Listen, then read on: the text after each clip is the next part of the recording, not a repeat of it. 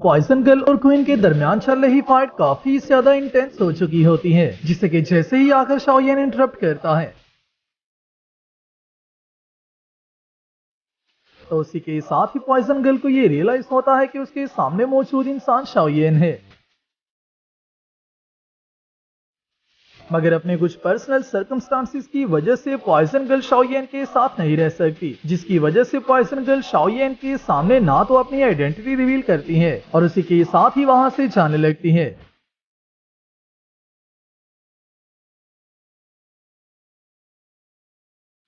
और जियान जो कि पॉइजन की वजह से अनकॉन्शियस हो चुकी होती है, शाओयेन को उसके लिए एंटीडोट भी मिल जाता है। और फाइनली जियान इस एपिसोड में 2 हुआंग लेवल का ब्रेक थ्रू करना स्टार्ट कर देती है, जो कि सब बातें हमें देखने को मिलती है battle through the heavens official episode 62 के पार्ट 2 में।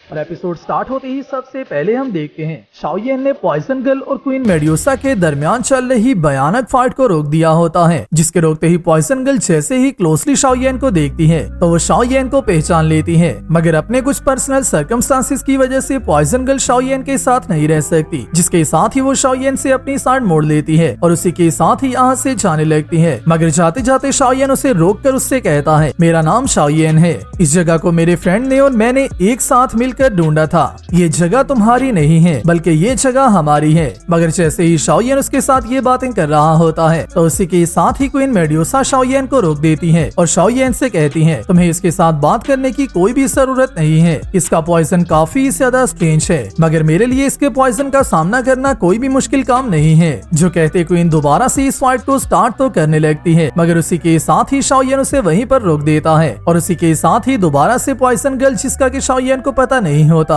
उससे पूछता है कि तुम्हारा नाम क्या है, मगर पॉइजन गर्ल शाओयेन को अपना नाम नहीं बताती और उसी के साथ ही शाओयेन की तरफ एक बोतल को गिरा देती है, जिससे कि जैसे ही शाओयेन पकड़ता है तो उसी के साथ ही पॉइजन गर्ल कहती है, तुम दोनों लोग काफी ज्यादा स्ट्रॉन्ग हो, जिसकी वजह से मुझे ऐसा नहीं लगता कि मेरे पॉइजन का तुम लोगों पर कुछ भी असर हुआ होगा, मगर तुम दोनों के पीछे जो लिटिल गर्ल मौजूद है, ये एंटीडोट तुम उसे दे सकते हो, क्योंकि वो मेरे पॉइजन की वजह से सीरियसली इंजोर हुई है और जबकि ये जगह तुम्हारी और तुम्हारे दोस्त की है तो फिर मैं ये जगह तुम्हें वापस कर रही हूँ। जो कहते पॉइजन गर्ल यहाँ से जाने लगती है, मगर जैसे ही शाओयेन इस बोतल की तरफ गौर से देखता है तो उसी के साथ ही शाओयेन को ये याद आ जाता है कि पॉइजन गर्ल ही इस बोतल को यूज किया करती थी, जिसके साथ ही शाओयेन उसे आवाज देकर कहता है, क्या तुम लिटिल फेरी डॉक्टर हो? जो कहते लिटिल फेरी डॉक्टर रुकने की बजाय अपनी स्पीड और भी ज्यादा तेज कर लेती है, जिसके साथ ही शाओयेन भी उसका पीछा करने लगता है और उसी के साथ क्वीन को जियान को देखने का कहता है, मगर जैसे ही शाओयेन इसका पीछा करना स्टार्ट करता है तो शाओयेन इसे कितनी दफा ही आवाज देता है, मगर लिटिल फेरी डॉक्टर शाओयेन की कोई आवाज सुनने के बाद भी नहीं रुकती और उसी के साथ साथ जाते ही शाओयेन से कहती है, इस लाइफ में हम लोग बिल्कुल इसी तरह से मिले थे जैसा कि कोई ख्वाब हो,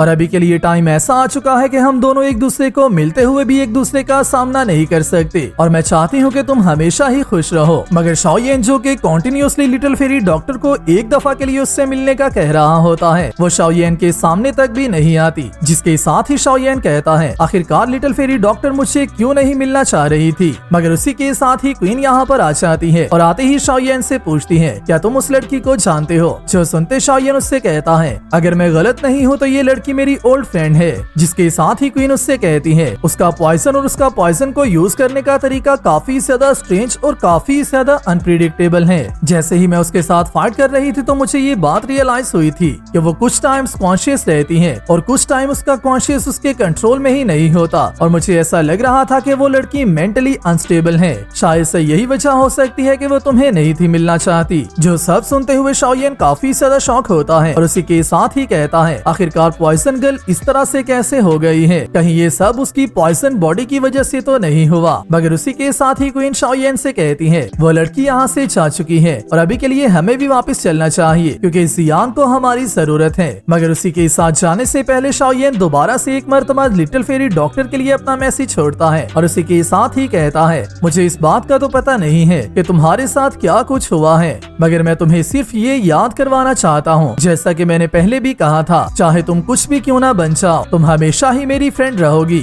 और ये प्रॉमिस मैं कभी भी चेंज नहीं करूंगा। जो सब बातें लिटिल फेरी डॉक्टर यहाँ पर मौजूद सुन रही होती है और ये सब सुनते हुए काफी ज्यादा सैड भी हो जाती है और उसी के साथ ही कहती है, मैंने ऐसा सोचा भी नहीं था कि मैं तुम्हें दोबारा से यहाँ पर देख पाऊंगी, मगर मैं तुम्हें देखने के बाद भी तुम्हें नहीं मिल पाई। इस बात के लिए तुम मुझे माफ कर देना। मैं सिर्फ ऐसा चाहती हूँ कि तुम हमेशा ही मुझे याद रखो, जो कि तुम मुझे लिटिल फेरी डॉक्टर के नाम से याद रखो, ना कि किसी पॉइजन गर्ल के नाम से जिसकी जिंदगी सिर्फ पूरी तरह से ही डार्क हो चुकी हुई है। और मैं इसी बात की उम्मीद करती हूँ कि हम दोबारा से एक दूसरे के सामने भी ना आए, क्योंकि मुझे ऐसा लगता है कि मेरी किस्मत ही इस तरह से बदलने वाली है कि मैं दोबारा से तुम्हारा सामना ही नहीं कर पाऊंगी। जो सब बातें कहते हुए लिटिल फेरी डॉक्टर यहाँ से चली जाती है और इसी के साथ ही हम आते हैं क्वीन और शाओयेन के व्यू पर, जो कि जल्दी से वापस सीधा जियान के पास आ जाते हैं। और यहाँ पर आते ही ये लोग जैसे ही जियान को देखते हैं तो जियान कम्प्लीटली अनकॉन्शियस हो चुकी होती है, जिसके साथ ही जैसे ही शाओयेन उसकी बॉडी को चेक करता है तो उसी के साथ ही कहता है, मुझे इसकी बॉडी में कोई भी स्ट्रेंज पार्ट तो नहीं मिल रहा, मगर पॉइजन गैस इसकी बॉडी में काफी ज्यादा डीपली एंटर हो चुकी हुई है। जो एंटीडोट पिल पॉइजन को रिमूव करने के लिए मैंने बनाई थी, मैंने उसे जियान पर यूज कर देख लिया है, मगर जियान को उससे कोई भी फायदा नहीं हुआ। जिसके साथ ही शाओयेन अपने पास से उस बॉटल को निकाल लेता है और उसे जियान पर यूज करने लगता है, मगर उसी के साथ ही क्वीन शाओयेन को रोक देती है और उससे कहती है कि तुम उसी एंटीडोट को यूज करना चाहते हो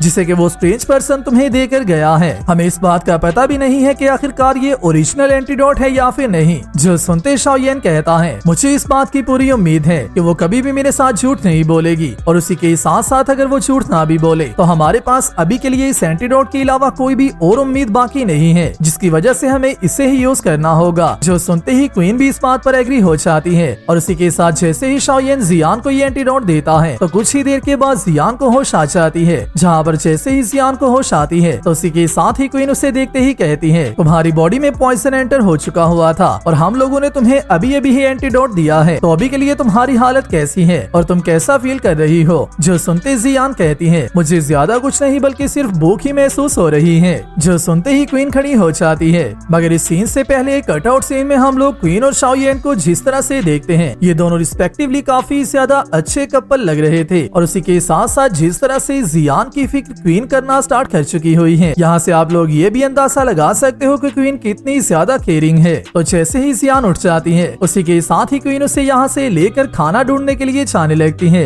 मगर जाने से पहले ही जियान शाओयेन को उनके साथ जाने का पूछती है, जिस पर शाओयेन उससे कहता है, तुम लोग जाकर एंजॉय कर सकते हो, मैं कुछ ही देर के बाद प्रैक्टिस करना स्टार्ट करने वाला हूँ। जिसके साथ ही जियान उससे कहती है, तो फिर ठीक है, तुम भी जल्दी से अपना ब्रेक थ्रू करना स्टार्ट कर दो और उसके बाद मेरे लिए डिलीशियस सी पिल्स को तैयार कर देना। जो कहते जियान और क्वीन दोनों ही यहाँ से चली जाती है। जिसके साथ ही हम देखते हैं मॉन्स्टर माउंटेन्स के व्यू को, जहाँ पर क्वीन और जियान आ जाती है और यहाँ पर आते ही जियान सारे मॉन्स्टर से उनका खाना चुराना शुरू हो जाती है, जो कि जहाँ तक मुझे लगता है 2 हुआंग लेवल के मॉन्स्टर्स होते हैं। मगर वहीं पर जैसे जैसे जियान मॉन्स्टर्स का खाना चुरा रही होती है, क्वीन उन सब को बीट करती जा रही होती है और जियान को अपनी फुल प्रोटेक्शन दे रही होती है। और उसी के साथ साथ ये लोग मॉन्स्टर्स की हिडन केव्स में जाकर भी उनका खाना ले आते हैं और उनसे सारी पिल्स और सारे स्ट्रॉन्ग इंग्रेडिएंट्स लाकर खाना शुरू हो जाते हैं। मगर इन दोनों की इस तरह के बिहेवियर को देखकर सारे मॉन्स्टर्स एक दूसरे के साथ हाथ मिला लेते हैं और इन दोनों से तंग आकर फाइनली एंड पर क्वीन और जियान के खिलाफ ही दावा बोल देते हैं। जिसके बाद क्वीन जियान को लेकर यहाँ से निकलती है और जियान की जान बचाकर उसे एक सेफ जगह पर ले आती है, जहाँ पर आते जैसे ही जियान इन सारे इंग्रेडिएंट्स को खा लेती है तो उसी के साथ ही जियान को नींद आती है, तो जियान यहीं पर सो जाती है। मगर सोने के कुछ ही देर के बाद जियान की बॉडी की साइड्स पर एनर्जी गैदर होना स्टार्ट हो जाती है और उसी के साथ साथ जियान नेचर से भी एनर्जी को बोरो कर रही होती है। जिस सब को देखते ही क्वीन को इस बात की समझ आ जाती है कि जियान का ब्रेक थ्रू प्रोसेस स्टार्ट हो चुका हुआ है, जिसकी वजह से क्वीन उसके रास्ते से हट जाती है और उसी के साथ ही ये सारी एनर्जी जियान की साइड्स पर गैदर होकर एक एग की शेप बना लेती है, जिसके अंदर जियान का ब्रेक थ्रू होने वाला है। जिस सब को देखते ही क्वीन मेड्यूसा कहती है, तो फाइनली तुमने अपने लेवल का ब्रेक थ्रू करना स्टार्ट कर दिया है, ये बहुत ही अच्छी बात है। जिसके साथ ही हमारा एपिसोड यहीं पर कंप्लीट होता है। वीडियो अच्छी लगी है तो नीचे कमेंट्स कर मुझे लाजमी बता देना, वीडियो को लाइक भी कर देना और मैं मिलता हूँ आप सब सबसे नेक्स्ट वीडियो में। तब तक अपना और अपने प्यारों का ख्याल रखियो।